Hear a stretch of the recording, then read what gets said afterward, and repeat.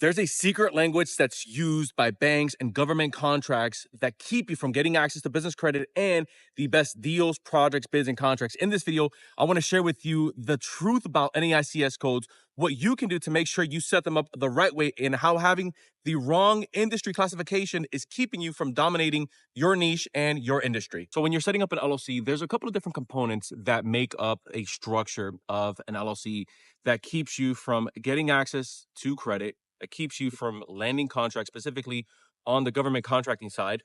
And then it also keeps you from scaling the capital that you already have access to.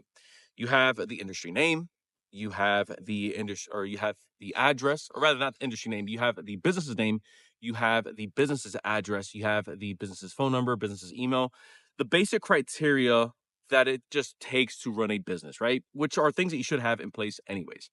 But there's one thing in particular that either puts you into the right bucket, meaning people, financial institutions want to lend you money or want to work with you and want to transact with you, or it just keeps you on the outskirts in feast or famine mode. And that's this: you have what's known as industry classification codes. And so it breaks down the following: you have NAICS codes, which are 6-digit numbers. And then you have SIC codes, which are typically 3 to 4 numbers. Now, they're essentially one and one the same in terms of how they're used. So if you ever walk into a bank, there's a section inside of the business credit application, whether you're applying for a term loan, an SBA product, if you're applying for a business line of credit, and that's going to be the NAICS code. You also see this on the top right-hand corner if you file your taxes, or if and when you, like, you should be filing your taxes, but if and when you file your taxes and you're set up as an LLC, on a Schedule C, on the top right-hand corner, there's a box. There's 2 boxes. You have one that has your EIN, and then there's another box that has your industry classification code, and that's where your business is bucketed. So there's a couple of different things that takes, different things that you want to take into consideration when you're selecting the right industry code. It's going to put you into 4 different categories if you don't select the right industry code. The first one is going to be a restricted industry. This means that financial institutions, banks, credit unions, contracting agencies, they're going to see you as a liability, meaning we don't want to do business with you, or we just flat out don't want to extend any type of contracts to you, whether this comes in a form of funding, in a form of a credit line, in a form of being a partner with them. And so this is something that you want to stay away from. The second type of risk of how a business is bucketed is going to be high risk. Now, I want to clarify something about high risk. Here's why. We've worked with clients when we're helping them put funding systems into place where, even though they have a high risk business, or at least it looks like it's categorized as a high risk industry, people automatically assume, well, you're automatically denied for business credit. You're automatically denied for contracts. That's a yes and no answer. And I want to give you context on why this is. Even though you have a high risk industry, that doesn't mean that the business as a whole is fraudulent. And it doesn't mean that the business as a whole, you're doing anything illegal.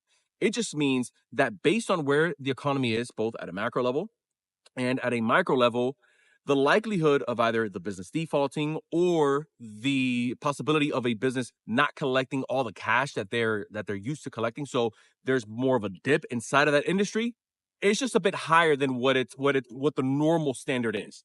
That's all that is. So if I had to break it down into more layman terms, I'm going to use trucking as an example.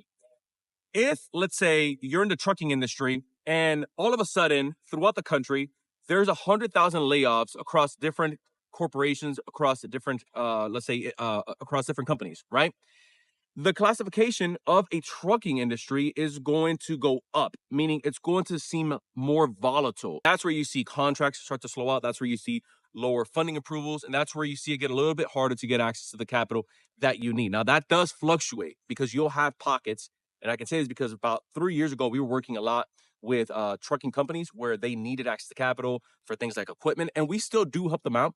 But we just found that that industry as a whole is taking a hit. Now, again, that fluctuates. And so the pendulum swings in the opposite direction. And so in the next, let's say 12 to 24 months, if the economy gets better specifically for like your industry, you'll see that start to shift, and then you'll see those approvals start to come back up.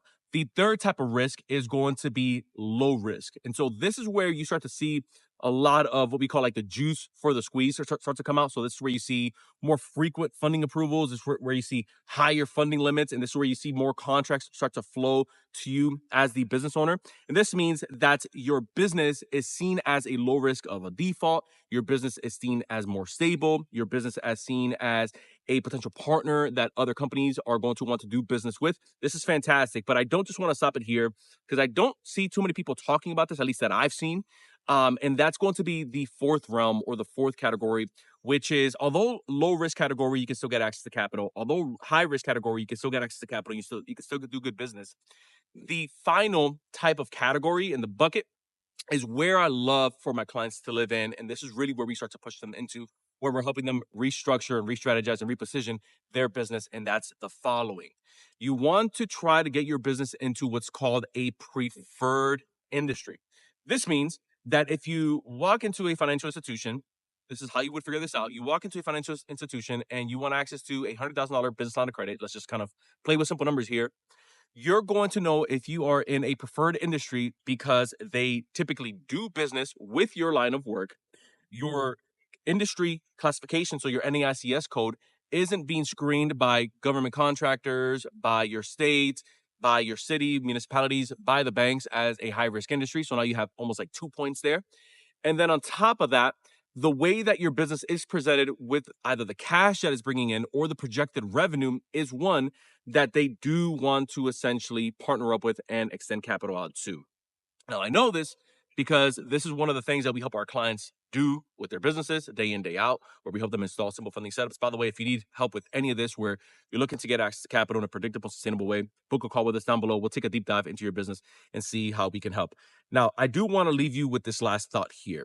How do you know if you are in a high risk business, if you are in a low risk business, if you're in a preferred industry? Well, it's really simple. I'm going to give you, there's a couple different ways that we do it with our clients, but I'll give you the easy back of napkin way that you can do it. Number one is if you've been trying to get access to business credit now for a couple of months or a couple of years and you keep getting denied or you keep getting weak limits, I'll put like an asterisk on that, or I'll put like context. Let me add some color. If every time you get an approval for a business line of credit or a business capital it's under 20K, you're most likely considered high risk, or your business isn't set up correctly, all things being equal. That's the first gauge, the first meter that you can look at. The second meter that you can look at is if you walk into a financial institution, whether it's a bank or a credit union, and you ask them, what type of business have you been partnering with over the last 60 to 90 days? And then they'll tell you, oh, over the last 60 to 90, they're a sharp business banker, of course. They'll tell you, over the last 60 to 90 days, we've been partnering with education companies. So we've been partnering with maybe food industry. So we've been partnering with food trucks. We've been partnering with catering businesses. We've been partnering with restaurants. This is something good that you want to know because that'll let you know, oh, they've actually been extending capital out to my line of work or my business. If you see that the top 3 or 4 businesses that they've been, again, extending capital out to, proven for credit lines, isn't your industry, then you know one of two things. Number one, you may have to restructure your business as a whole so that it fits into that low or preferred category so that you can scale the capital that you're looking to get access to scale the business.